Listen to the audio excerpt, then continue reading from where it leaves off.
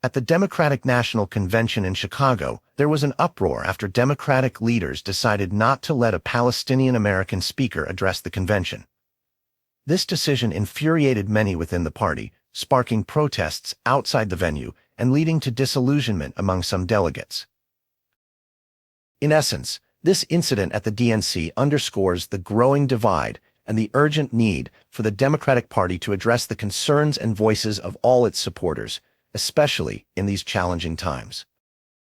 The pro-Palestinian demonstrators felt that their voices were being silenced. They argued that the Democratic Party should be open to all opinions, especially concerning important matters like the war in Gaza. Despite several requests and negotiations, notable figures like Georgia State Rep. Ruwa Rahman and Illinois State Rep. Abdel Nasser Rashid were denied the opportunity to speak. In response, the group Muslim Women for Harris announced that they were disbanding.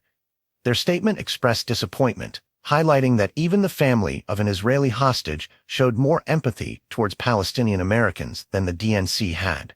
This move further highlighted the growing tension within the party. Protesters, including notable figures like Representative Ilhan Omar and Representative Alexandria Ocasio-Cortez, supported the uncommitted national movement's sit-in outside the convention. These uncommitted delegates, who represent Democrats unhappy with the Biden administration's stance on the Israel-Hamas conflict, hope to push for a more inclusive approach. Throughout the convention, statements from various speakers called for peace and a ceasefire in Gaza, echoing the sentiments of many audience members. However, the failure to include a Palestinian perspective on the main stage left many feeling ignored and undervalued. One poignant moment came when Abbas Alawiya, a leader of the uncommitted national movement, shared his painful memories of being a child during Israeli bombings in Lebanon.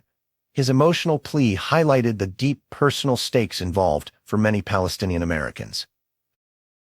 As the week progressed, more individuals and groups rallied behind the call for a Palestinian speaker. The United Auto Workers Union and members of the Congressional Progressive Caucus voiced their support, sensing the risk of alienating young and progressive voters. Kamala Harris, in her acceptance speech, acknowledged the suffering in Gaza and emphasized the importance of ending the conflict. However, for many delegates and activists, these words rang hollow without concrete actions to back them up. The Democratic Party now faces a challenge, balancing its diverse constituents' voices while maintaining party unity.